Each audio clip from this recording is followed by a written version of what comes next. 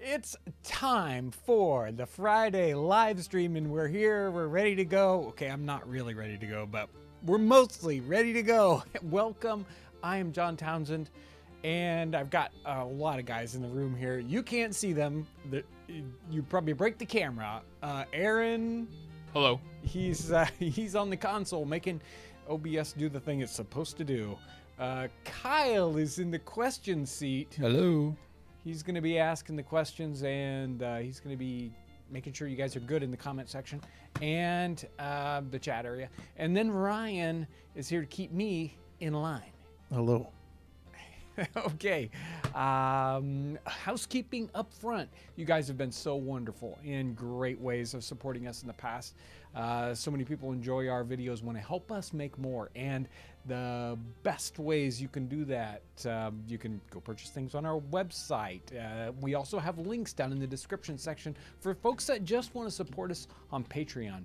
A great way to support us. There's also a PayPal link there if you want to support us that way. And you can also support us with Super Chat if you want to show up in the chat section up at the top and all that. That is a wonderful way of sort of supporting us. Also, thank you so much for everything you do when you watch the videos and you comment and all that stuff. It's wonderful. What else am I missing in the housekeeping section here? We just reordered t-shirts. Oh, t-shirts. So, we've had t-shirts in the past, and we basically sold all out of them, and then we ordered them more, and it took a while to get them. We've got a new batch of this is a small one, isn't it? Yeah, a new batch of these guys, which are yes, this is the Townsend's logo one. These are now available. We got a batch of these, and we got a special deal. Along with this, I'm going to talk about a book later, and another kind of really interesting thing. You got something for me? It's like they're passing notes back and forth or something. If you ordered this T-shirt today, is it today?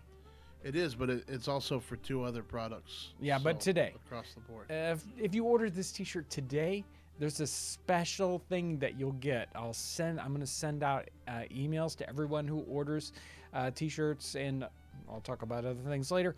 If you order today, you will get a special commentary video that you'll get a link to it that we've done recently. We're experimenting with new things, and one of the things we started to do was we talked about it in the last live stream, a commentary video.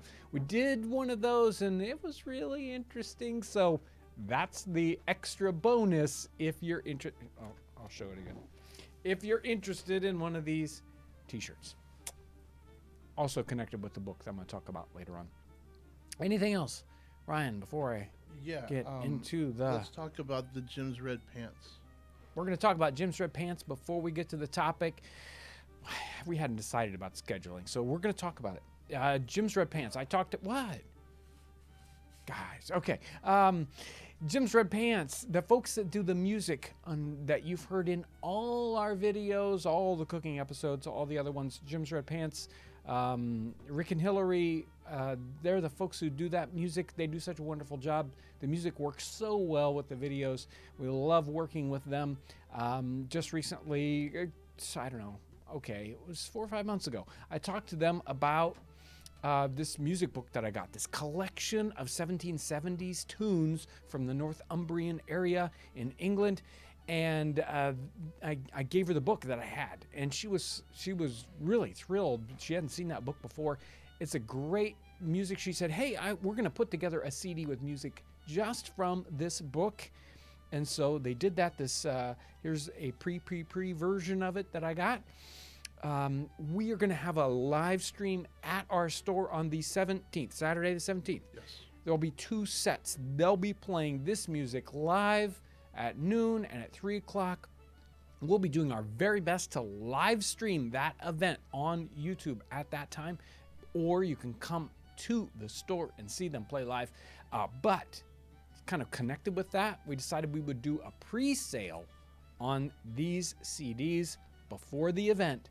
So I can't ship them out right away. I don't have them, but I will give you a special price if you order these CDs before the event. Is it all the way before the event? Yeah, All the they've way got a before the event. week, and then we'll ship them out on Monday the 19th. There you go. Special price is $10. There's obviously some shipping if you have it underneath the free shipping thing, but the CD itself, $10. After that time period, the CDs will be $15. So great deal. And are you playing some of that music now? Yep. Oh, well, there you go. You can hear some of that music now. If I would just stop talking. Anyway, great new CD. They heard it during the countdown or whatever. I was playing it. Oh, cool. Great. Wonderful. So that's been playing this whole time. Anything else? Am I good to start? I think we're good. Quick donation. Oh, Masquerule, $2. That's it.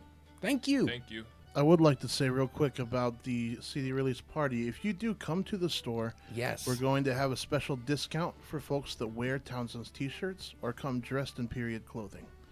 So if you get a t-shirt today to get your free download of the commentary, you can wear it and get some more savings. It'll be great. Yeah. I don't think it's a download. I think it's just Yeah. to clarify. I think They'll- it's just a stream. They'll get a special link to it. Yes. They'll get a special link. I'll send out an email to everyone Yep. that purchases. Okay, so we're going to head to the topic today. Go ahead and hold on to your questions while I talk about the main topic here. I won't take forever, but I do want to touch on this. I think it's a great topic, great section here. And we'll cover questions either about this topic or other questions in the later part here when we get there. So, the book that I'm going to be reading from and talking about today is Travels Through the Interior Parts of North America by Jonathan Carver. He traveled in the interior of North America in 1766, 67, 68. Jonathan Carver was a soldier. He's actually born in North America. He fights in the French and Indian War, and he was even part of Rogers Rangers and some of these other. So he's used to being kind of, out there in the frontier area. After the war, he decides to go into these interior parts and do some exploring. And he's a good guy for that because he's had these kinds of experiences. And he's there because the interior parts just have not been explored and talked about enough. People are really interested, especially governments, about this, this deep wilderness frontier area, and there's not a lot of information that's coming out. So he decides he's going to go into these interior parts and tell us about it. So he travels into Wisconsin and Minnesota and Iowa, that kind of upper Mississippi area. And he has some great adventures. He talks about the flora, the fauna, what it looks like, the natural resources. Plus, he interacts a lot with the Native Americans in that area. So we get a really good snapshot of what's happening with the Native Americans. And it's this kind of thing is so great to read into, to get an idea about either what the Native Americans are like, what these kinds of folks are thinking about the Native Americans in that time period, in that place. And because we've got a real warped sense of what that was like. And so the only real way we can get in there and really figure out what people were thinking was to read about them firsthand. And so this is one of these great accounts. Some really interesting stuff. So first of all, I'm talking about, he spends a lot of time talking about just the natural resources, or, what plants, what animals are available or around. In this section, he's talking about Lake Superior. He says, Lake Superior abounds with a variety of fish. The principal and best are the trout and sturgeon, which may be caught at almost any season in great abundance. The trouts are, in general, weigh about 12 pounds, but some are caught that exceed 50 pounds. Besides these, a species of whitefish is taken in great quantities here that resemble a shad in their shape, but they're rather thicker and less bony. They weigh about 4 pounds each and are a delicious taste. And he goes on and spends time talking about the fish here in this area. Even crabs and all other kinds of things. I for one, think it'd be really interesting to run into a 50-pound trout. Sounds like it would be a good sized fish to try to land. He talks about they net them, they catch them on the hook. The fish abound in the area. It kind of reminds me of that whole when we were at Mount Vernon and they were talking about the shad run and all these giant shad. You know, the fish that we used in that was just a little fish, and the average ones that they were catching at the time were just gigantic. There was a controversy in the comment section. People were thinking that she was saying that the particular fish that we were working with was 20 pounds, when obviously it wasn't. But I think she was actually referring to the fish at the time period. It's not easy to get a hold of a 20-pound shad these days. One of the things that he mentions here is the food that the Native Americans are eating. And here he talks about this interesting kind of bread. Among these people, let's see, where is he? I'm not sure which tribe he's with. He spends most of his time basically with one kind of tribe, but he says, among these people I eat of a very uncommon kind of bread. The Indians in general use but little of this nutritious food, whilst their corn is in the milk, as they term it, that is, just before it begins to ripen. They slice off the kernels from the cob to which it's grown and knead it into a paste. This they are enabled to do without the addition of any liquid by the milk that flows from them or from the corn. When it is affected, they parcel it out into cakes, and enclosing them in leaves of the basswood tree, they place them on hot embers where they're soon baked, and a better flavored bread I never ate in any country. So he does spend some time, actually a good deal of the book, talking about the foods, the customs, and the housing of the Native Americans in that area. And he also ends up, let me see, I had another one set out. I thought it was really interesting. Yes. He's traveling and he deals with many different tribes. And in this section, he says, I fell in with a party of, let me see, I don't know what the name of this tribe is. Matawabantas, something like that. I'm not doing it very good. But then he probably didn't know how to spell it either. Amounting to 40 warriors and their families. With these I resided a day or two, during which time 5 or 6 of their number, who had been out on an excursion, returned in great haste, and acquainted their companions that a large party of Chippewa warriors, enough, as they expressed themselves, to swallow them all up, were close at their heels and on the point of attacking their little camp. The chiefs applied to me and desired that I would put myself at their head and lead them out to oppose the enemy. He's in a lot of trouble because here he's just visiting this very small tribe or section of a tribe, and they're about to get attacked by this other tribe, other band of Indians, and they're like, you get out in front.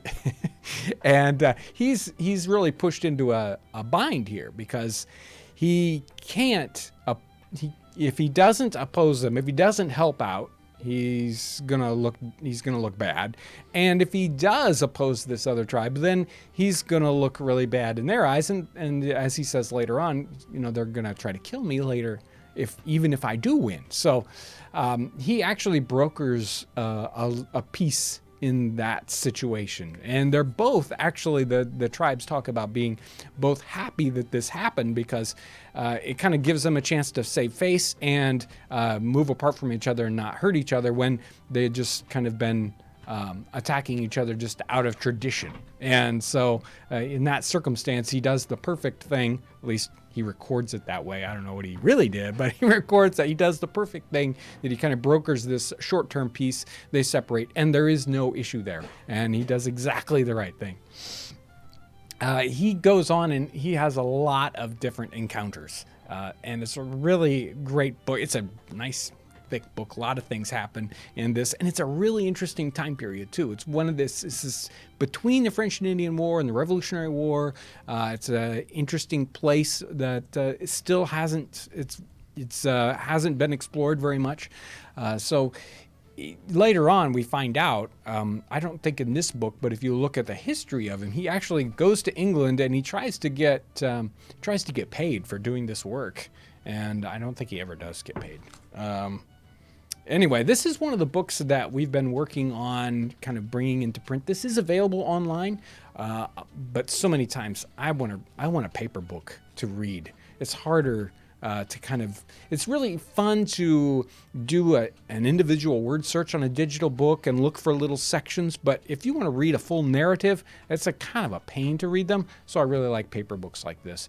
So this book is actually available on our website right now. There's a link down in the description section, so if you're interested in that, in this book, and some of these other books that I've been working on, they are available on our website. Now, we were putting them on Amazon, but they had to be more expensive than I really wanted them to be. It's actually a lot easier for us to have them at a better price on our website. So this guy is available on our website. Travels through the Interior Parts of North America by Jonathan Carver. Tremendous research. So if you're interested in that area, it's especially interesting. I mean, if you live in that area and you read about this, what your area was like 250 years ago or 300 years ago. It's probably just, unrecognizable in some ways. Oh, I went to this little village and now there's a, big city there or something. It's a really interesting read. For the folks that weren't here right at the beginning, let's recap the specials that we're running. Okay. Especially tied to that book. And Yeah. If you are, this book, the T-shirt, and this CD. If you purchase any of these things in the next, I don't know, what time is it? In the next couple of hours, you'll get a link to a commentary video that Ryan and Aaron and I did, where we do a commentary on top of a cooking episode. We went back in the catalog and we found this cooking episode that was, I don't know, a couple years old. And it was real fun to kind of go through that and give commentary for that. So that's a special that's attached to the purchase of these items. You'll get a special email that'll give you a link to that. Let's talk a little bit about what that CD is one more time. Jim's Red Pants. Their brand new CD that has the Vickers collection tunes on it. These are tunes that were collected in 1770 and before. This is fiddle music in that very north of England area. Rick and Hillary do the music for all our cooking episodes. This is a brand new CD. This is available on pre-sale on the website right now. And for a special price for $10, and you get the commentary link. So that is available, and the T-shirt. Let me see if I can get this again. You can't pass that up. There you go. How's that? Is that good there? It's just a great deal. A great deal. Yes.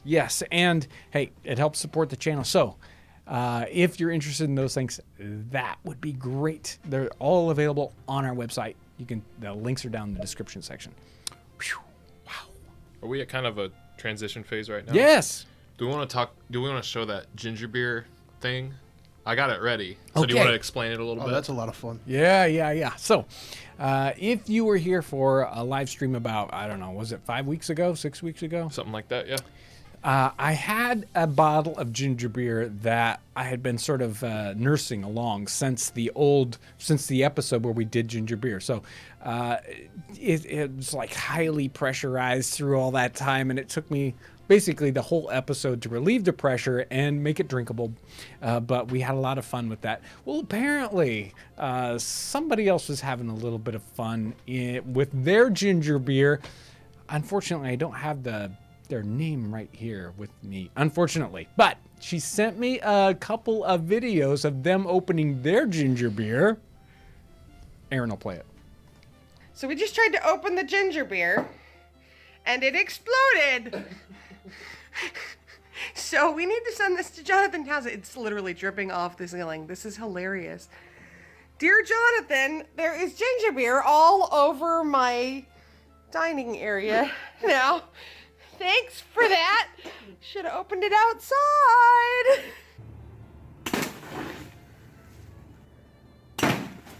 Told ya. That one was better.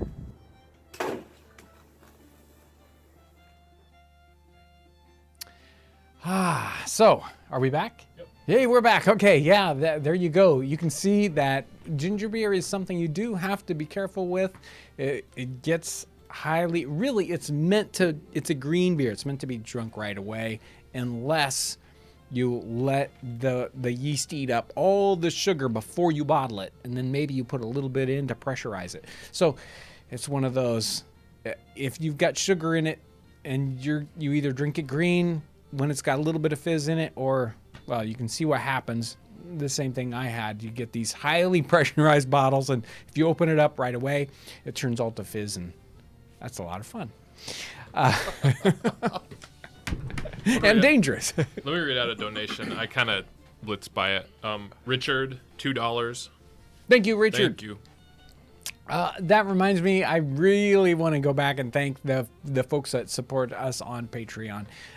We've got something like 350 folks that support us on Patreon each month with just a little amount, but that is really, really helpful. That's kind of an ongoing, helpful way of supporting us. So it's a great way to support us. And I had this list of names that I was going to read it, and I forgot it. But we need to give them more content. We're Yeah. sorry for that. Yeah. We're working on that. Well, I was going to send them that commentary link too. Well, So. we There you did go. 2, right? Yeah. So there's an extra. There's a an special extra one just for the. So if you're a Patreon supporter, watch for that email. I'm going to send that out with a special commentary And- link just for you guys. And it's different than the one. Yeah. But I need to edit it. Well, there you go. First thing next week. First thing. First thing. After Monday's episode, right? It'll be done very early next week, and Patreon will get it. And hopefully they like it. They will love it. We had fun making it. Okay, I think we are ready for some questions. Kyle, what do you have for us? Well, let's see here. John, were there people in those areas that you were talking about during the Revolutionary War? Did they get involved, and which side normally? There were, I don't think in this upper kind of deep northwest, it was Northwest Territories in that time period. I mean, you definitely, if you read about George Rogers Clark, and that's the famous guy, right? He's in that Kentucky area, and he takes a group of guys and he goes up and he attacks, Kaskaskia? In Illinois on the Mississippi, and then he heads over and he attacks and takes Vincennes, and that is a crippling blow to that deep western foothold that the British have, and that makes a giant difference in that area. And it was one of those kind of spectacular feats that happened during the war that, we think is kind of famous because it's our area, but really, and it doesn't get talked about very much in the war in general. And it turns out that poor George Rogers Clark, he basically funded this whole operation on his own dime, expecting to get paid back, sort of like Carver here, expecting to get paid back for his hard work.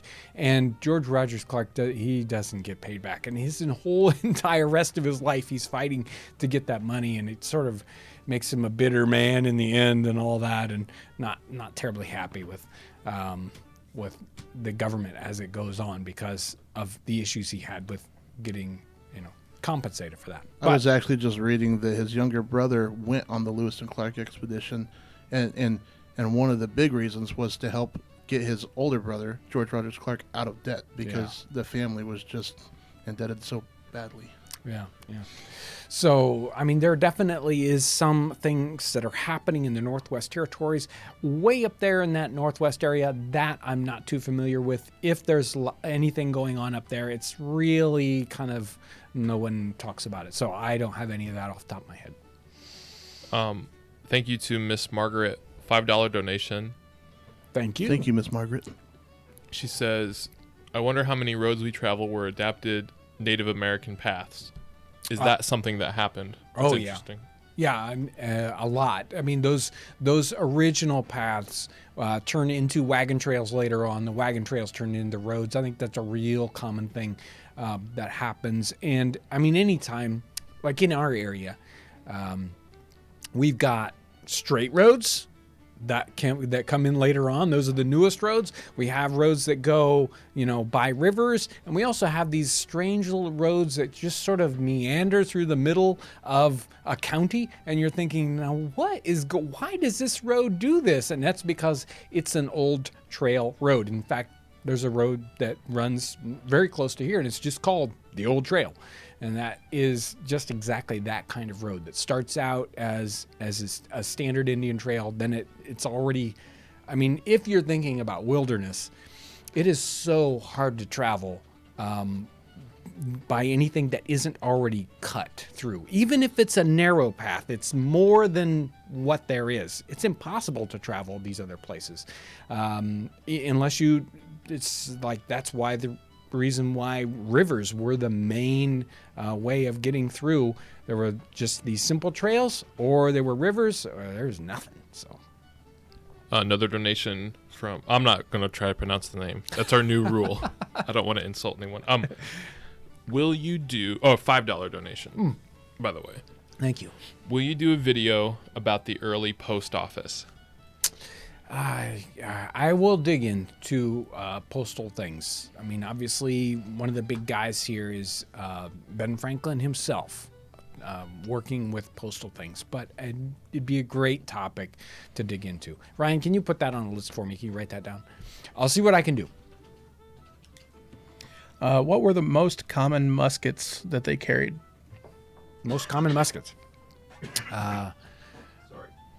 Obviously, the Brown Bess is probably the one that pops into everyone's mind immediately. That's the standard military British musket at the time period. You also have a lot of muskets coming in, like Dutch would trade. They had, kind of like a standard pattern they used for both military and for trade into situations like North America. So you'd have these Dutch muskets being imported in. During the Revolution, of course, when France comes in and helps support the colonies, Charleville muskets come in, and they're of a slightly different design.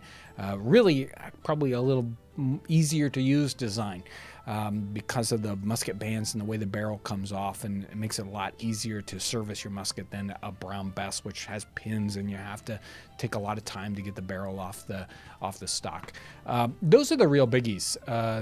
You will find like Spanish muskets coming in, being traded at that time period too. But those are the biggies: Brown Besses, Charlevilles, the Dutch muskets, and sometimes Spanish muskets. Of course, people are using other things that are available to them, militia, and other times they're using rifles or whatever. But really, muskets are really what's happening all through that 18th century time period. And rifles, although they get talked up a lot, probably aren't as easy to use in that military kind of situation.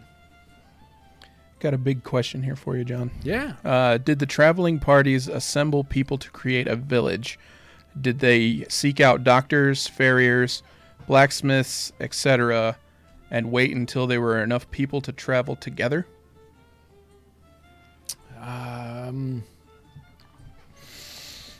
Well, the Nicholas Creswell journal, he talks about traveling, and he does travel with groups.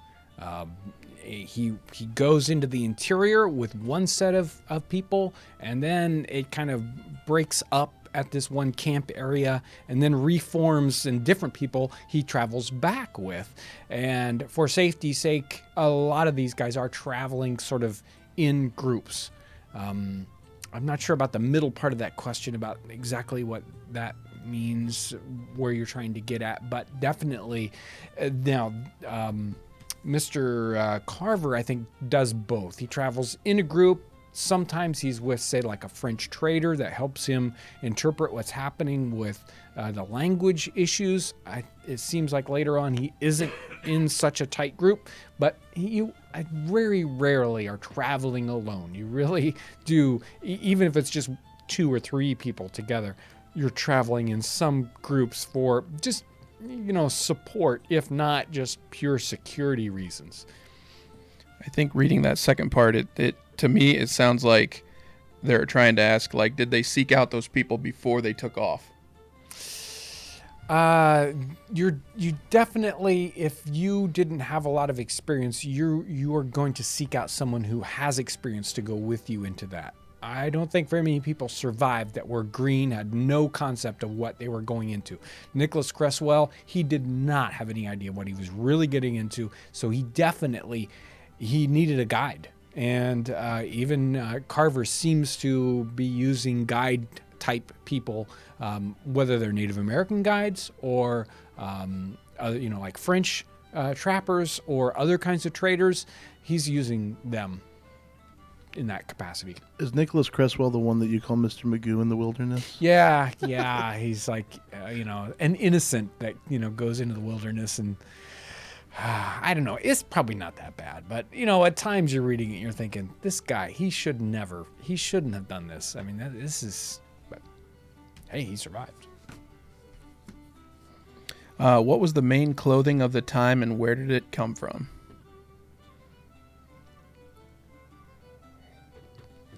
What, do you got something else for me?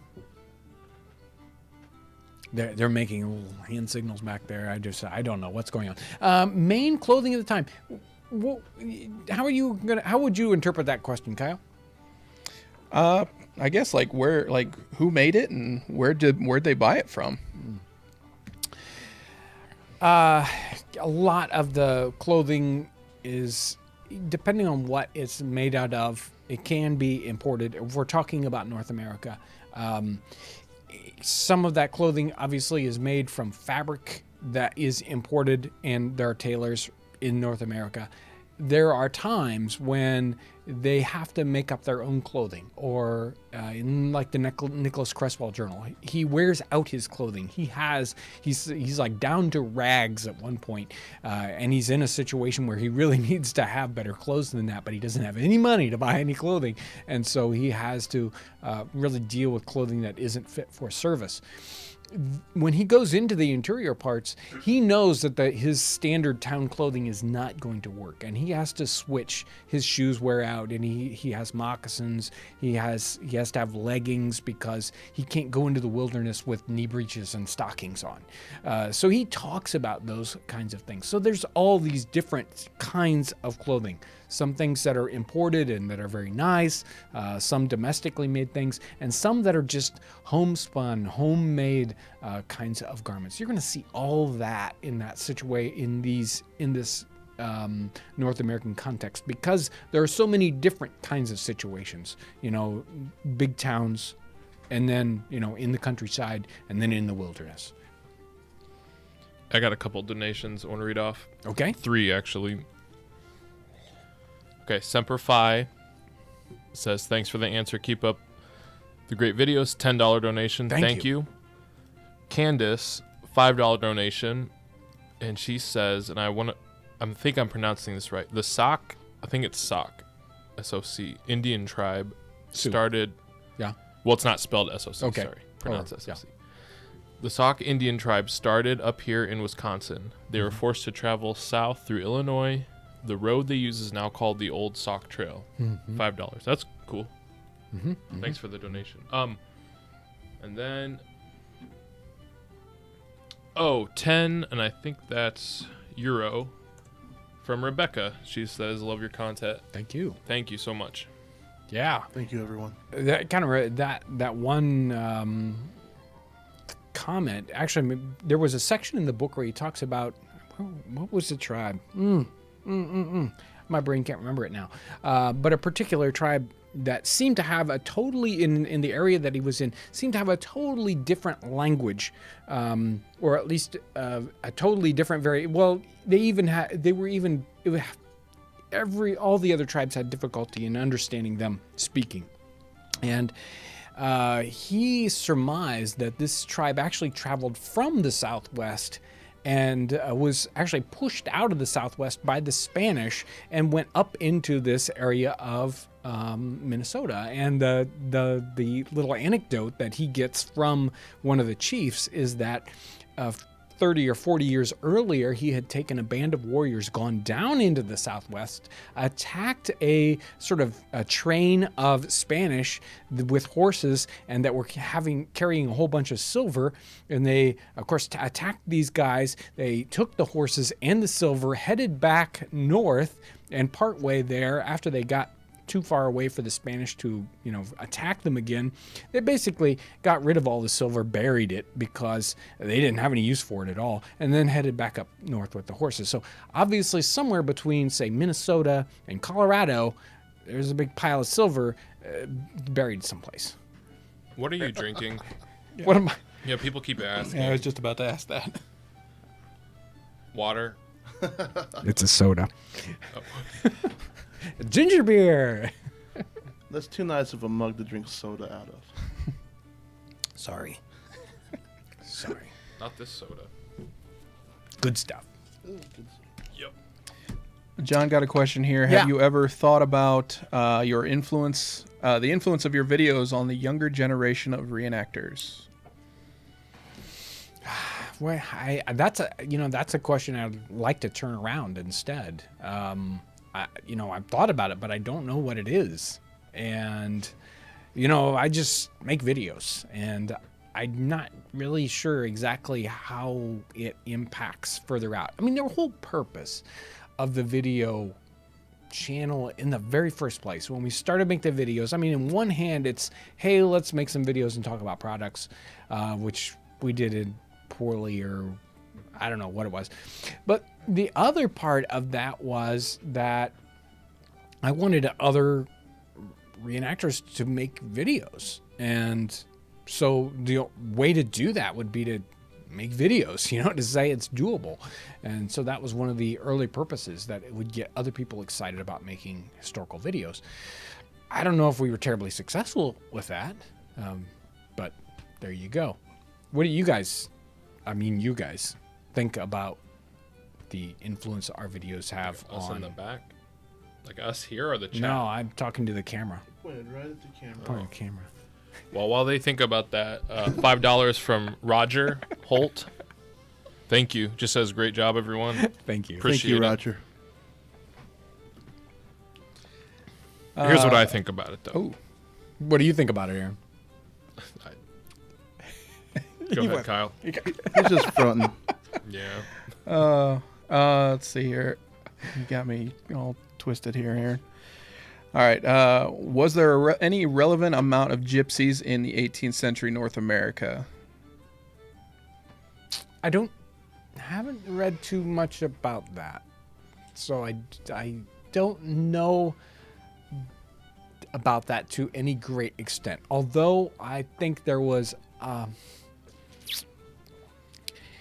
just because you don't find much writing about that specifically doesn't mean it doesn't happen, and that there isn't actually maybe quite a lot of that. And we have to remember that North America in some ways is sort of like a dumping ground of all sorts of folks. I don't really mean that a dumping ground is a bad thing, but as a lot of different kinds of people are coming to North America for different reasons.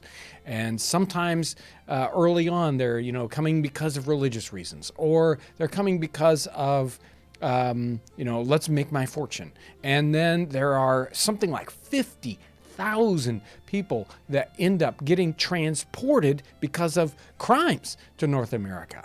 And some of those are just like tiny crimes, things that we would think, is ridiculous to punish people for. And then other ones were just terribly heinous crimes.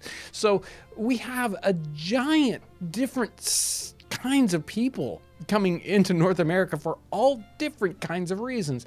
So I would expect to see a little bit of everything.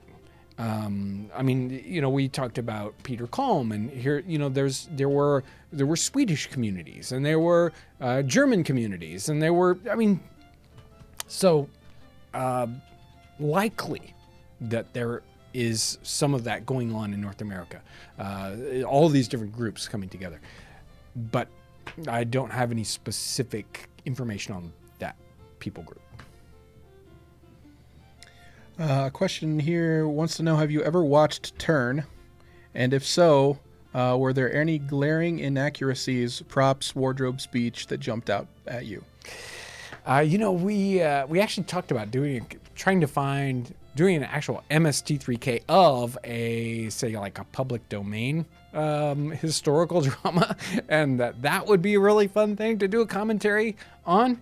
I haven't spent a lot of time watching Turn, so what I saw of Turn was, for a modern piece, pretty good. And obviously the objects that they had, if they bought them for us, were probably really, really good.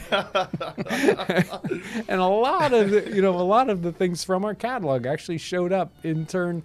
Unlike a lot of television and movie, they did not highly distress a lot of things they bought from us. So, it's just like they took it out of the box and right there. Sometimes movies will buy things and they're unidentifiable after they get done with them, but not so with Turn. But no, I didn't catch any. But, I get so caught up in the story of those things that I stop watching the background and I'm not critical. So if I want to be critical about background objects or things, I've got to watch it a couple different times. And I wasn't able to do that with Turn. So It's really hard for the folks that work here to pay attention to anything other than our products and something like Turn, because there's so much there. And so you're just kind of spotting it all over the place. And I can't pay attention to the story. I watch it totally differently. I just it just right over the top of my head. $2 donation from Richard. Says, my kids love your videos and the chance to learn. Thank you, Richard. Yes, Thanks, thank you. Richard. This one's for Aaron. Piney Strong says he loved Crimson Bond. But the question is, what is the difference between ginger beer and ginger ale? I'll do mine first. What? What? I think he's trying to say he can't remember being in that. Is that what you were trying to go there? I don't know what they're talking about. Yeah. Crimson what? Yes, I know. Crimson Tide. Crimson Tide. Ginger beer and ginger ale. I think you can kind of run them together. There isn't really that much. What? Am I in trouble now? Oh, no. Ryan's over here like passing out because I would say that.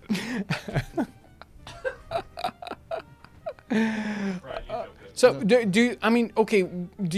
you think the question really means? Well, I don't know if they're talking about the way that it's made. Yeah, you could probably jumble them together, but the way that they taste, they're completely different.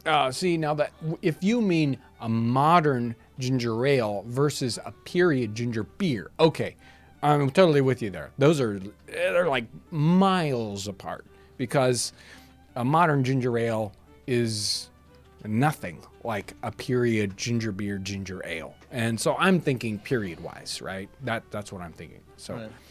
And even in a modern sense, a ginger ale is a sweet soda. A ginger beer has got a lot of spice going on. I mean, if this is somebody that's never tasted a ginger beer and is used to ginger ale, you're in a different thing altogether there. Right. Yeah, in a period context, I think they run together and they're basically the same thing. And you might be able to do the research and say that generally ginger ales are ones where they let where they create an actual ale that's not a green beer, and so all those sugars are basically digested by that yeast. It creates a higher alcohol content. They probably charge it at the end with a little bit of sugar and let it build at the end. That would be in the period what would be called the ginger ale, and in ginger beer is probably that green beer situation where you only let it kind of ferment a little while, and then you drink it before it really gets pressurized and too too alcohol-y, basically. That would be my interpretation if I was going to do it about a period thing. Modern, you can't go there. Real quick. Yes. Sue is asking more details about February 17th. What's the start time? February 17th, the live stream and live event at the store. This is Jim's Red Pants for the Vickers CD release party, basically. Noon, right? They're playing at noon and Right. at 3. Right. 2-hour-long sets. So 2 sets, each one an hour long. That's right. We will be doing our best, barring technical difficulties, to stream at least one of those live. Who knows what we'll be able to do. It'll be crazy. But we'll be trying to stream as much as that as possible. So again, at noon and at... And we're offering a pre-sale. Yes, and we're offering a pre-sale. If you want to pre-order one of these CDs, you can get it for a special price of just $10 instead of the normal price of $15. It's available on the website right now. The description section has a link to that. If you purchase it in the next couple of hours, you'll also get a link to a special email link to a commentary where we go nuts and have fun doing a commentary on a cooking episode, Ryan, Aaron, and I. So, did I cover that? Yeah, let me do this donation real quick. Yes. And did you want to go? I just want to say one more time that if you do come to the in-store, Yes. if you pre-sale, you can pick your CD up then. If you don't show up, they'll ship out the following Monday. I Yeah. believe that's the 19th. Yeah. And also, if you come and wear a Townsend's T-shirt or come dressed in period clothing, we're offering a sale on anything in the store. It's going to be a lot of fun. We're going to have a good time. Yeah, we're gonna tear apart the store, make it into a big store, because right now it's been kind of shrunk down into a small store. Who knows what it's gonna be like? So this is from Jay Wisting. Okay. And I'm pretty sure these are Norwegian krones. I'm pretty sure that's the dollar type, but it's 100 Norwegian krones. I don't know how much that is. Okay.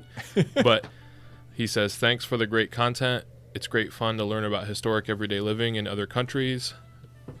Signed, a currently freezing Norwegian. Well, Thank it you isn't so much. exactly warm here either. Yeah, we're cold too. Let's go ahead and talk about the rest of the stuff that we need to wrap up with. Okay. It's about that time. So we just talked about the CD. If you were interested in the Travels Through the Interior Parts of North America by Jonathan Carver, this is one of these books that we've been working on, basically an old 18th century text about travel journal, a really interesting book. It's like, I don't know, what is it? 500 pages, 540 pages. This is available on our website. There's a link down in the description section. And there's a t-shirt. There you go. Townsend's logo t-shirt. These are available on the website also. If you order any of these 3 things, we will send you an email with a special link to a commentary video. That ought to be a lot of fun, and hopefully we'll be able to do more of those in the future. Those are, well, we actually thought about going way back in the catalog and pulling some of those really old ones that aren't even available on the channel, and I found some. We were worried that we couldn't. We were worried that we couldn't find the original files because we lost them. Aaron's like, no, don't do it. Hey, real quick. Yeah. I wanna read a comment real quick because it's super cool. Good. This is from Parker McIntosh. It says, I started watching your videos when I was 14. I'm now 20, and I am very involved in my local fort and reenacting community, and that means a lot. Yeah, thank you that's so much great. for that. Yeah, that it got somebody excited about going and working with a local historic site and participating. That sounds like so much fun, and that was one of the reasons. That's one of the reasons why we do this channel. I mean, it's one thing learning about history, especially just reading it in a book, right? And then it's another thing kind of going to a historic site, watching these things happen, and then when you can participate, and that totally changes your outlook on history and kind of puts you in their shoes. It's so much fun. Is there anything else I need to cover before we go? I just wanted to say thanks one more time to the Patreon supporters. That Yeah. helps us out so much. Yeah. €10 from Rebecca. Thank you, She Rebecca. says, do you ship to Europe? Yes, we Yes. do. We ship all over the world every day. What Kyle, can you remember where we sent something recently? Kyle's. Yesterday we had Belgium. I know that. Yeah. Belgium. I mean, we ship to Canada. We ship across the pond, everywhere. Yeah. So yeah, Kyle's in there packing boxes and. Anyway. Especially the brand new T-shirts we ship. We want to ship those all over the world tonight. So you should go look them up on our website. Yeah. And thank you so much for all your great support. Even if you can't support us in these other ways, and you just support us by watching the videos, by leaving comments, by sharing our videos. Yes, Ryan? I just remembered. We're gonna do the Instagram contest thing. And we need to talk about that. Okay, what What we need is a stage manager. Yeah, what we need is Yeah. a stage manager. I'm sorry, I'm very new in this role. manager. First week on the job. Jeez. Instagram contest. What is it, Ryan? Okay, so we're gonna start having a weekly contest for folks that share something on Instagram, whether it's you wearing our clothing or you sharing an unboxing of something that you purchased, and you share it with the hashtag Townsends. We're going to be looking through those. Make sure to tag us in it too, so we'll see it. But we're going to be looking through those, choosing our favorite one every week, and they're going to get a special prize, and their picture will be on our live stream. It's going to be a lot of fun. Ooh, I'm so excited. Boy, we almost forgot that. Wow. Boy, too bad somebody We almost wasn't on made the it ball out. with that. Man, We almost made it out. I'll never live it down. Hashtag Townsends. Make me look good, guys, please. Could somebody put that hashtag in the comment section? You know, What do you type that. What do you pay me Forget for? it. It's already in there. Okay. As soon as you said it, I put See, you have one person that's really on top of the job here. And then somebody else who's Man. left out. So, if you're on Instagram, we would love to see your pictures. Thank you so much, and thank you so much today for all your great comments, and thanks for watching.